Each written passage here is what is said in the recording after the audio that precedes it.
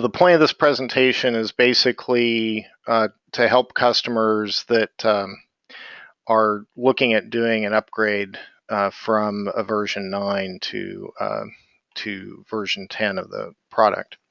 We'll go ahead and introduce LumenData for those of you that are not familiar with us, give you a background of what's happening, and then I'll talk about really when you're doing an upgrade, the process that you should go through as you're doing so. And an important part of that in choosing the right path is understanding where you want it to go, and then also where you're starting from. So these are pieces that sometimes get overlooked in an upgrade, not really thinking about the fact you need to go back with any good project to the first principles of getting requirements and understanding your starting point. And then I'll talk about two the basic different upgrades. One is doing an in-place upgrade. This is a process a lot of people will be familiar with, running upgrade scripts, changing the environment as it is, and then a re-implementation with a data migration, which is, if you really have to make a lot of changes, is an option that should be thought about. And then I'll quickly go over some roadblocks and then have a chance for Q&A. Any questions on this? Of course, I'm expecting most of you are mute, so.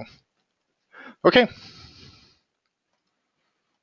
So first, introducing LumenData. So LumenData has been around since 2008 and is very much focused on MDM and MDM-related services. So, this includes doing, MDM planning, data strategy, governance, and understanding how to integrate and get the most out of it. In particular, one of the things that we're seeing is kind of a move. MDM kind of started mainly in the BI area to help get better reporting, moved quickly into doing operational, what I call operational MDM, or doing things like find before create for given entities, from make sure if I have an entity in my CRM system, I can identify it before I enter it into my ERP system. And now it's moving quickly into analytics. So using MDM to better drive, advanced analytics. A key thing at LumenData, because of the exposure to MDM and focus on MDM, is we really are, one of the best implementation teams in the industry. We've done a lot of work building connectors to common products, so we understand key components of accelerating MDM implementations. We've done a lot of code development in general, and we support onshore, nearshore, and offshore delivery models. Offer a pretty full set of services, like I said, doing roadmap and strategy, actually implementing data quality, training, understanding how to govern your data, again, doing assessments, implementations, actually even assisting in standing up data governance organizations. We do co-development with Informatica, for example. We've been exploring predictive lead gen and some of the oil and gas solutions. Oh, by the way, a quick introduction for those that don't know me. I started at Cyperion. I've been involved with the Informatica MDM product since 2005, so about 10 years.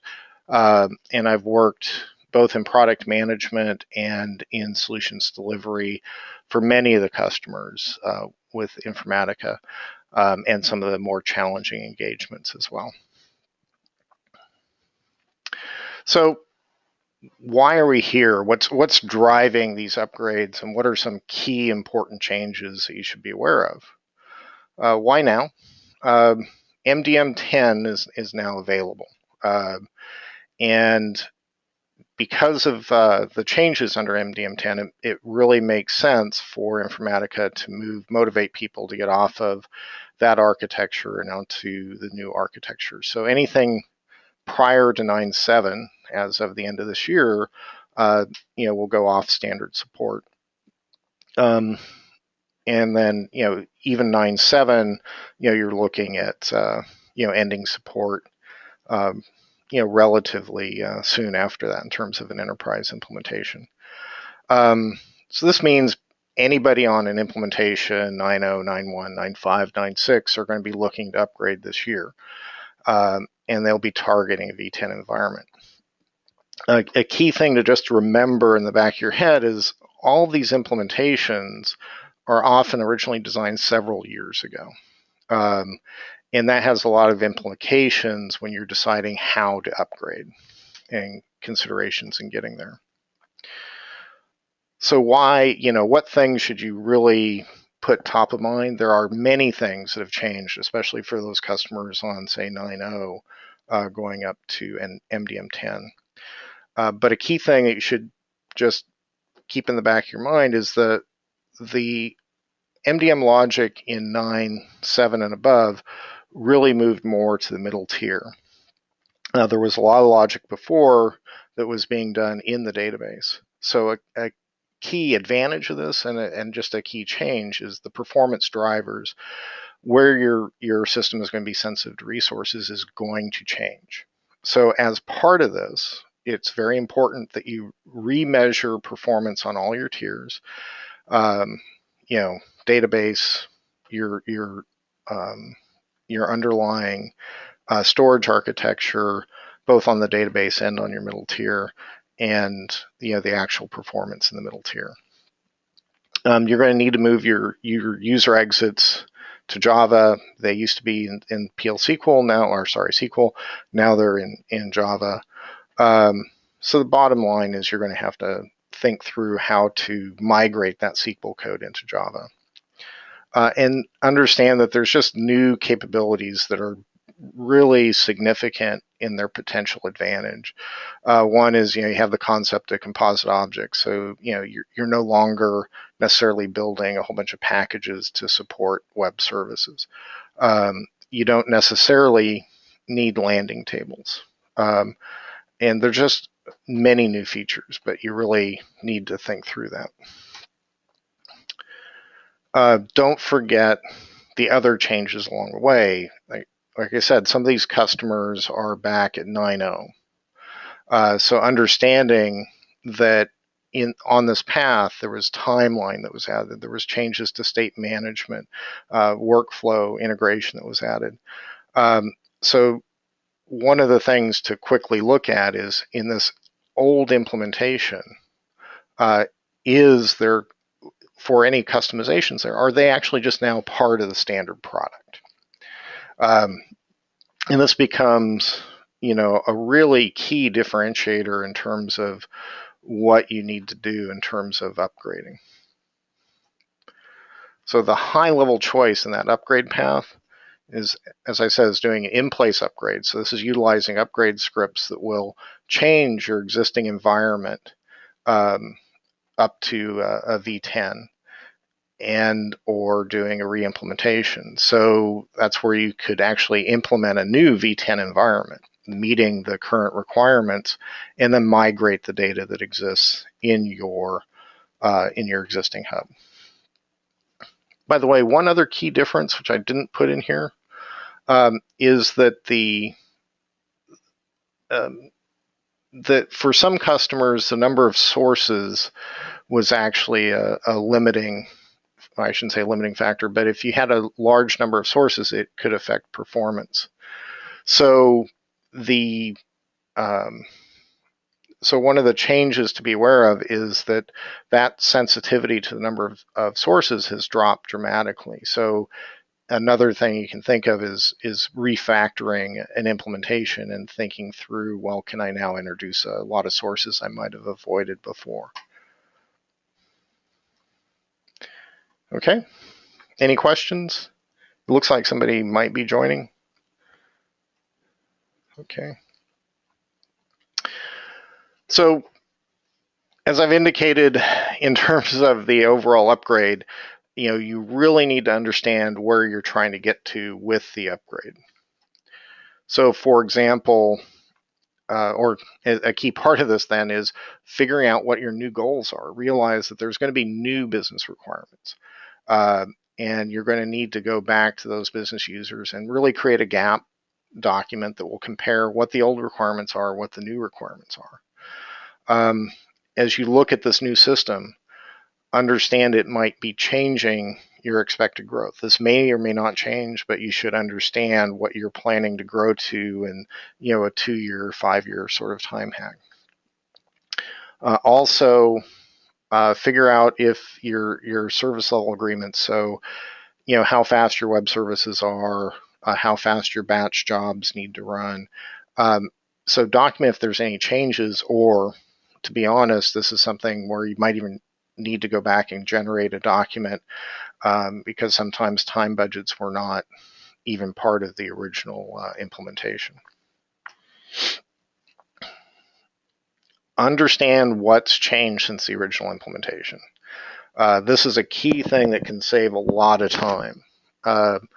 One is understand what any known business or system issues. So I guarantee you any system being used, any implementation being used, probably has some sort of issues that are associated with it.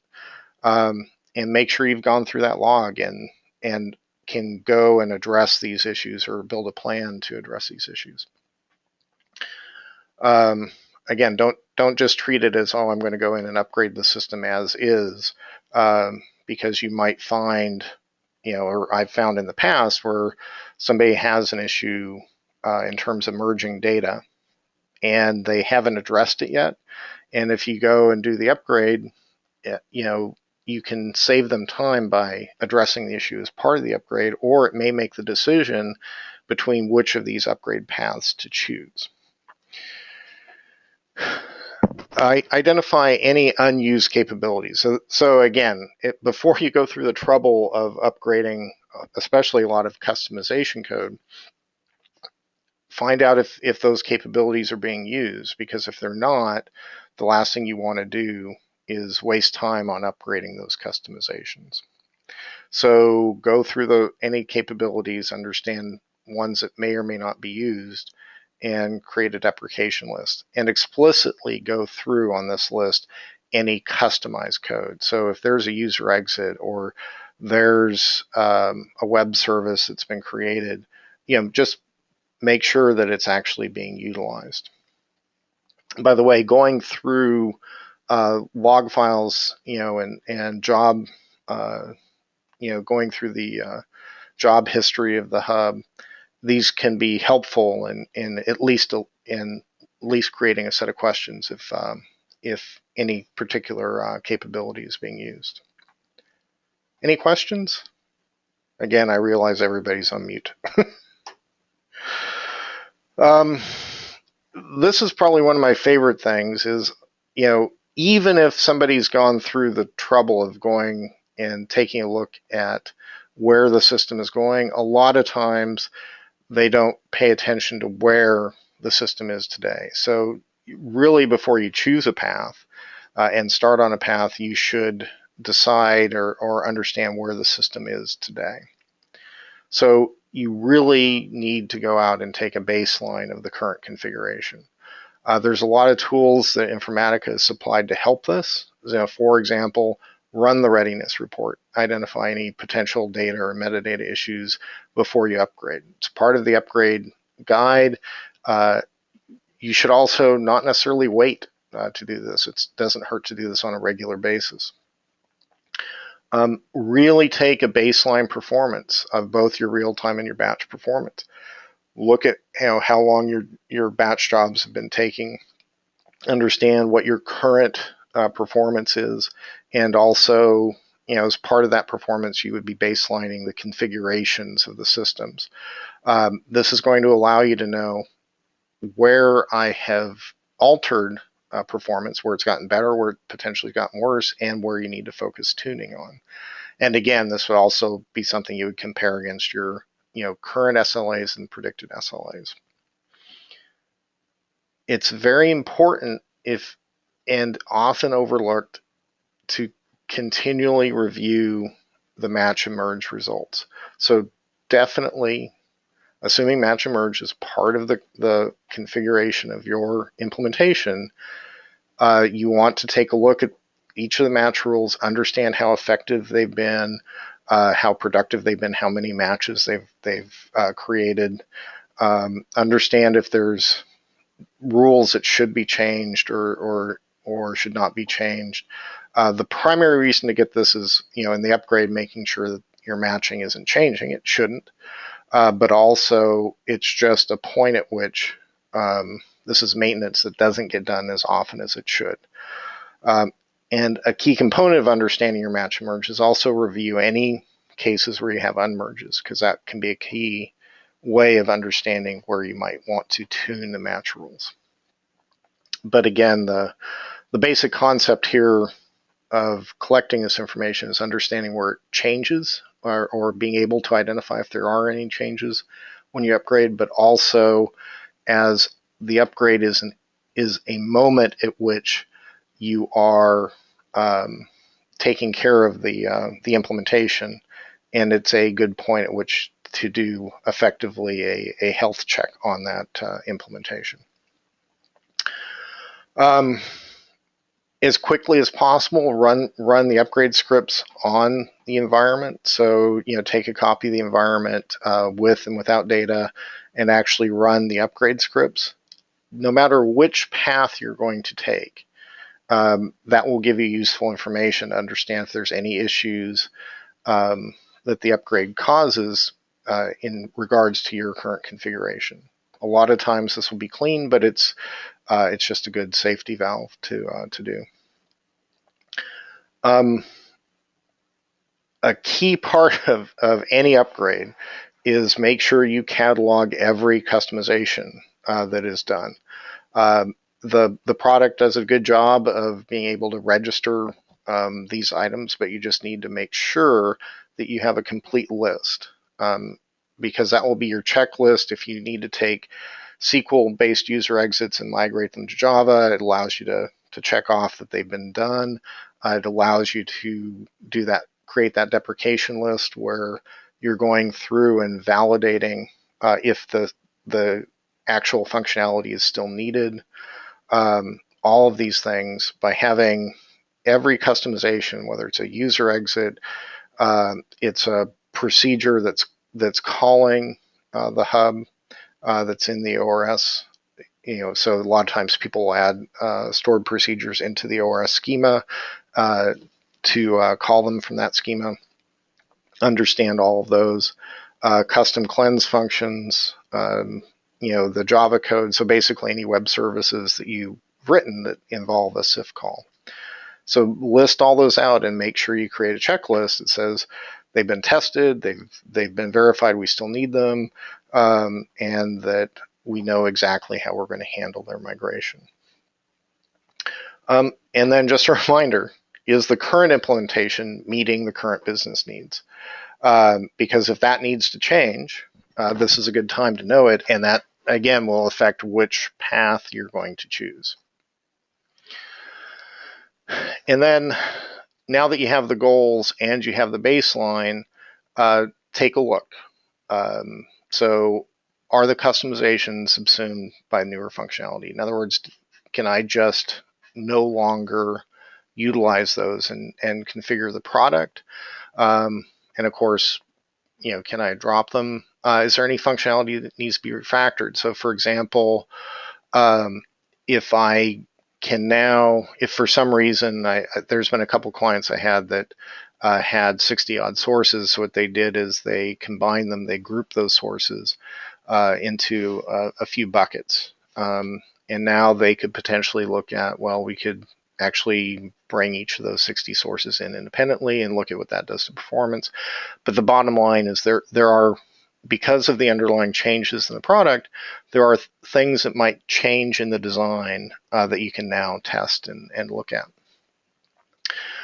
Another key part of this, and this isn't a determining factor, but it's a contributing factor, there are often implementations that might have brought in legacy data that they find they don't need. They might have turned history on and left history on indefinitely and realize they only need the last month of data. Whatever reasons, there may be data or metadata that can be removed from the system or would be desired to be removed from the system.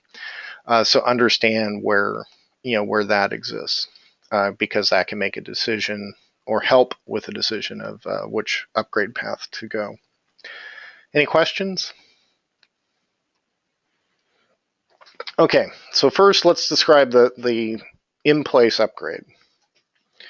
So it's the in-place upgrade is the simplest type of upgrade. This is where you're going to take an existing environment and you are going to upgrade it. And via upgrade scripts. So basically you're going to take all the data, you're going to run these upgrade scripts, which will transform the underlying data and metadata and code to be version 10. So it's going to take your existing business data, it's going to take your existing content metadata and upgrade it. So the benefits to this is the data doesn't need to be moved, right? You don't have to change where downstream systems are pointing, all this kind of stuff. So you can just go ahead and upgrade in place. All your custom procedures and cleanse functions can be left in place. Now you still may need and will probably need to update these in the new environment, but you don't necessarily need to move things around. It sounded like somebody joined.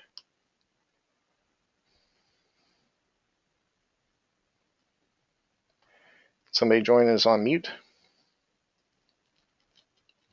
Okay. Up. Hello. Hey, this is Oliver from Informatica. Okay. How are you? Fine, thank you. You've kind of come in the middle, but that's okay. I'm sorry. Yeah. Okay. So I'll keep going. Hopefully you can see the screen. So again, you can leave these procedures in place. You don't necessarily have to worry about them being moved, basically, which sometimes people don't re-register them or they miss out on items.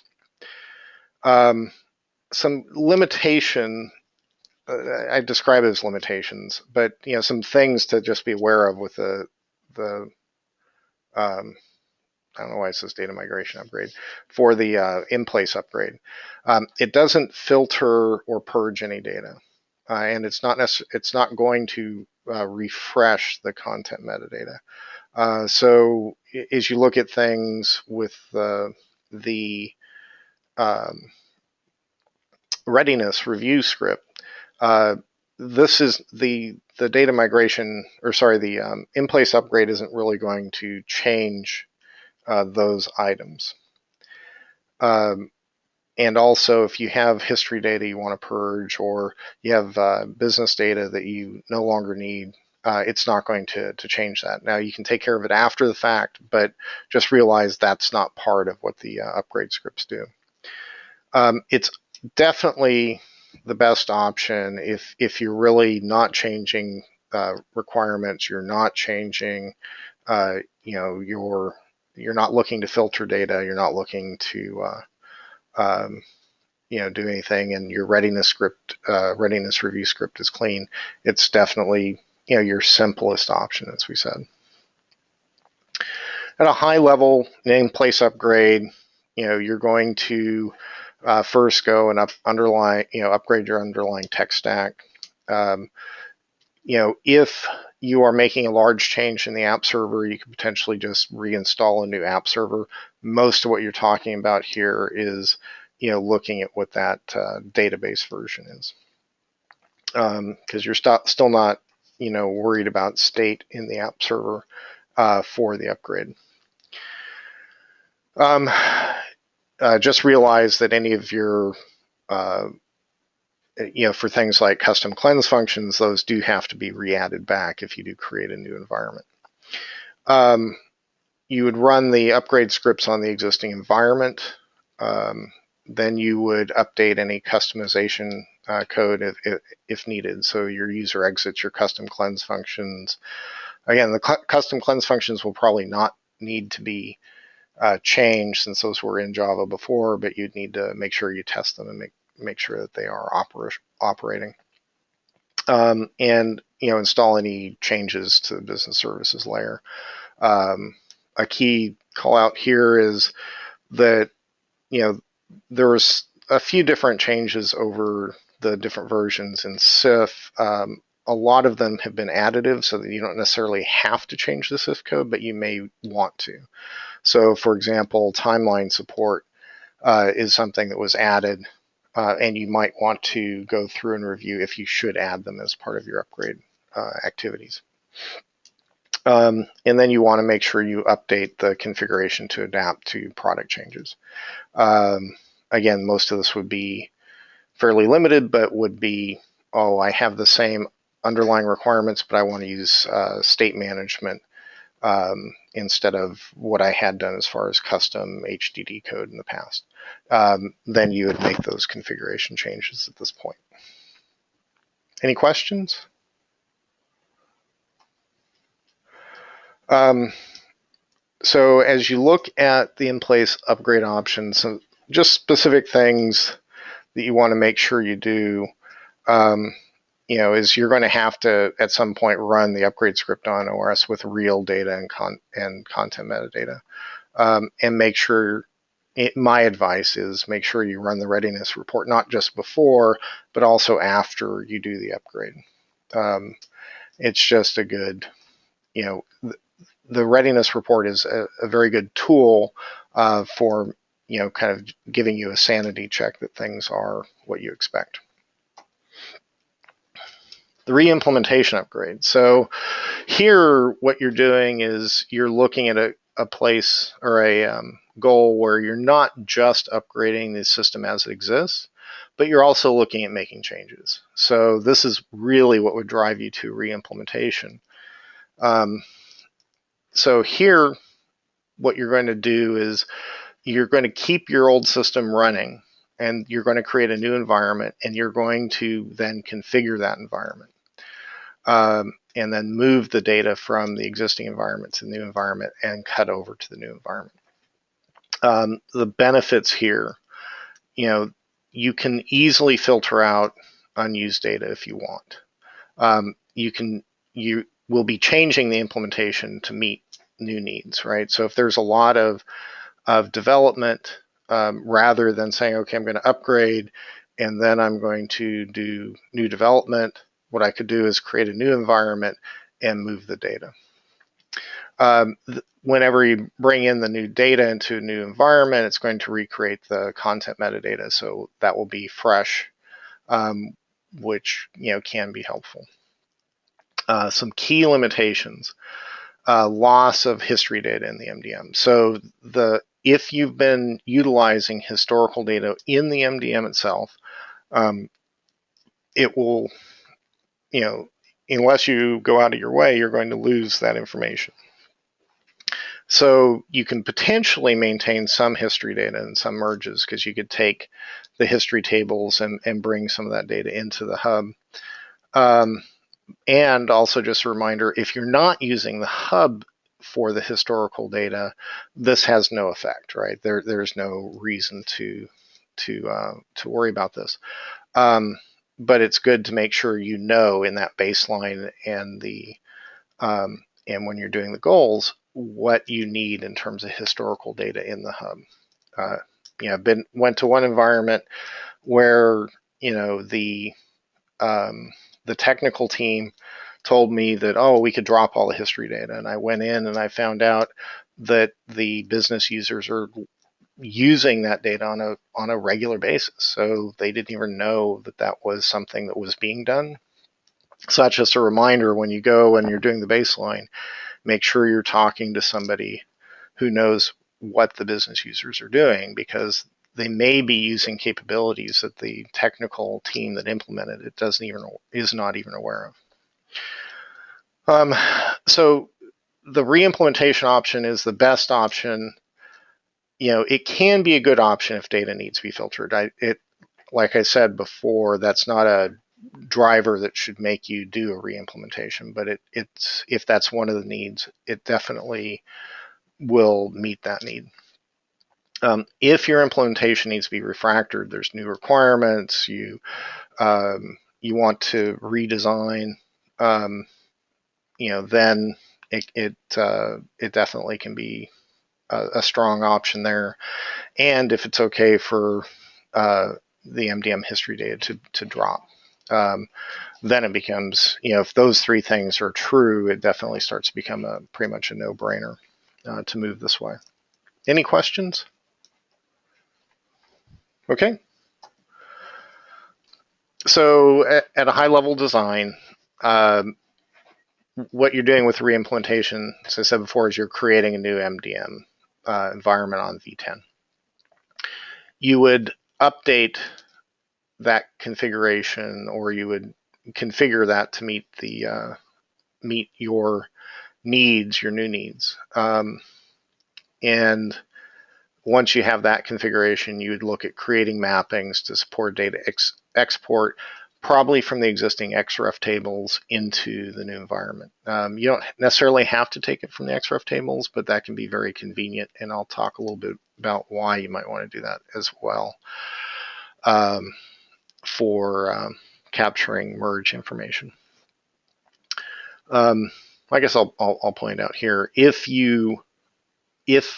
when you're creating the new environment, you want to keep the same source information and you want to keep the current way that the current data is merged, you can do that by grabbing the data from the cross-reference tables and then taking advantage of facilities like load by row ID, where you can load the data in such a way that it keeps the same merge, the same cross-references merged into the same base object. So that can be a very important way of moving the data over. You want to be able to, or you want to make sure you install all the new customization code, again, modified to Java where necessary, any changes made if necessary. Again, just a reminder of, you're just going to bring customization code that you need, not necessarily every customization that you had created before.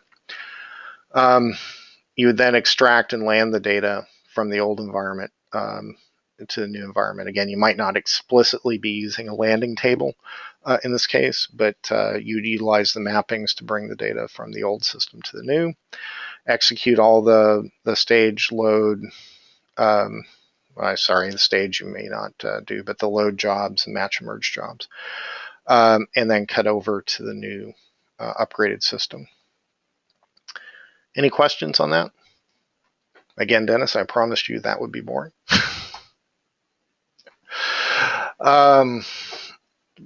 So some key things when you're doing the reimplementation, you need to make sure you understand what history is required after the upgrade.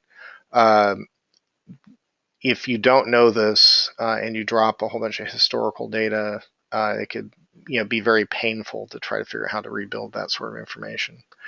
So you'd want to determine, just because there is some history data that's needed doesn't mean that reimplementation is not possible. But you want to determine what your approach is for moving that historical data. And then you want to determine the logic to extract the desired business data. Again, one of the reasons you might be here is to filter data, and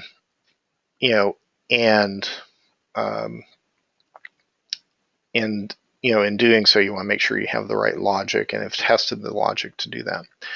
Now, I've said that you wouldn't necessarily go down this option just because you want to filter data, but it is possible to use this option just to filter data. One way that you can modify or do a reimplementation that's a little bit simpler is you could literally just do a metadata export. So, export your configuration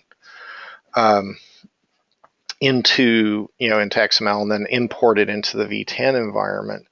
So you have pretty much the same configuration, or I shouldn't say pretty much, you would have the same configuration and then migrate the data over. So that is one option. If you're looking at, you don't need all the history data and you're looking to filter data. If if that filtering process is extensive, it might be a better way to go than going through and then deleting the data after the fact. Any questions? Okay.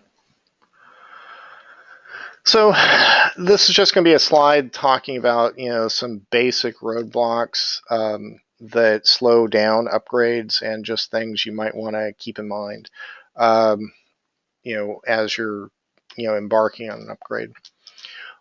One of the most common ways that that that I've seen upgrades go awry is simply lack of a system. So I've gone into a site, where we asked for an upgrade system to be available when we landed, and it's taken 2 to 3 months after we got there before there's even a dev system that we have control over to actually do the upgrade. And that definitely leads to significant delays.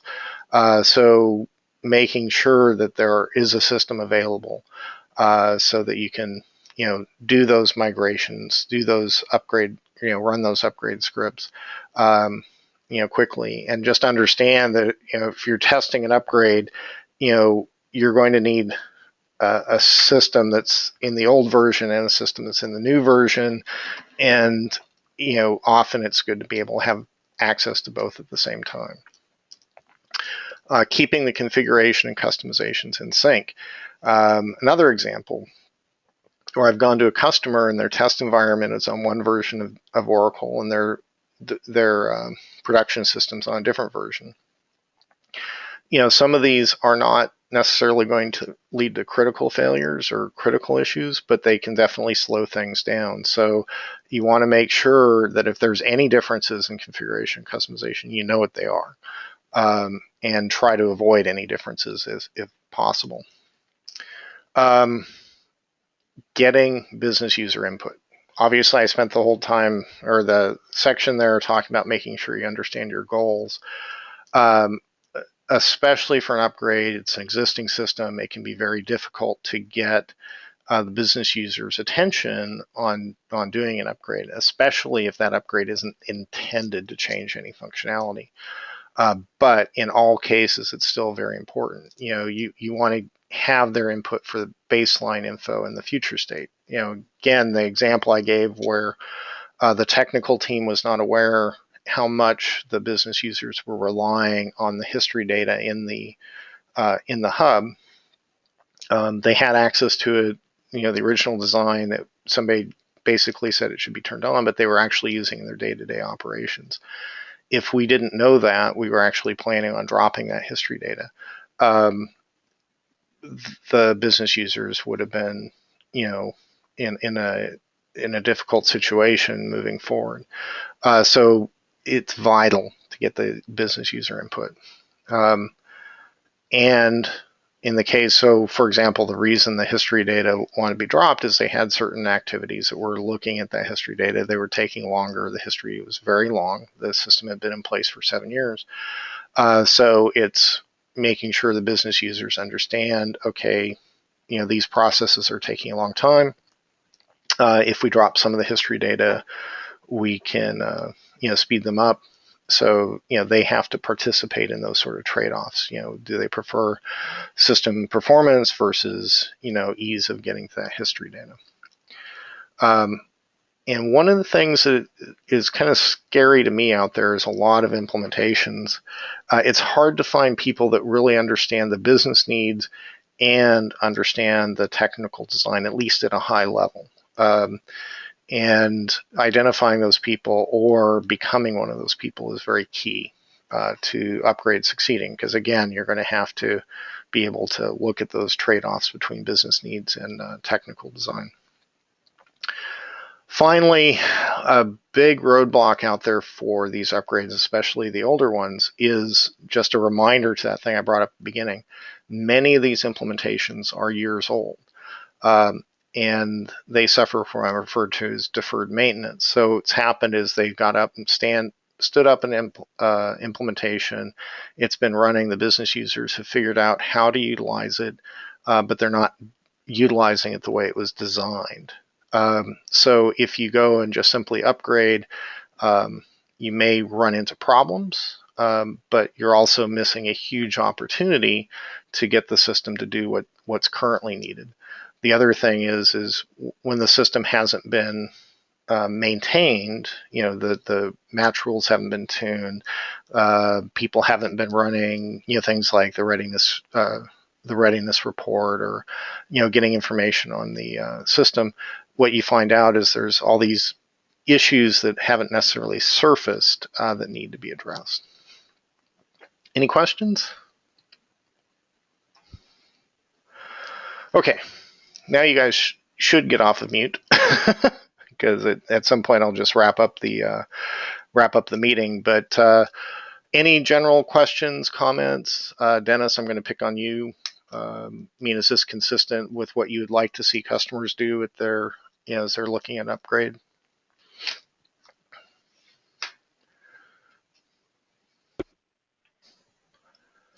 Yeah, I think it's a pretty good summary. Okay. Is there anything that, from the standpoint of key things, sorry to keep picking on Dennis, but is there anything in terms of key items that you're seeing that you think I should also potentially bring up in terms of the changes?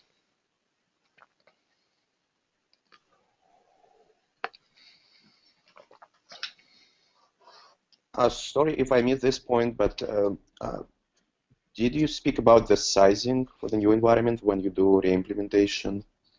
Well, I touched on the fact that that it would be different, but you're right. I could explicitly talk about the sizing. I'm assuming you're talking about the fact that now you'd be looking at how much memory and CPU and I/O you have on the middle tier, potentially more so than you would have in the past.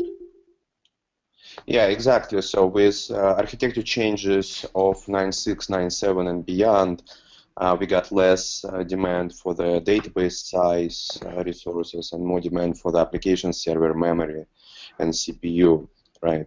Mm-hmm. Okay. Cool. Well, that's it, guys, unless you guys have other comments or questions. I really appreciate the time, and I hope this was helpful.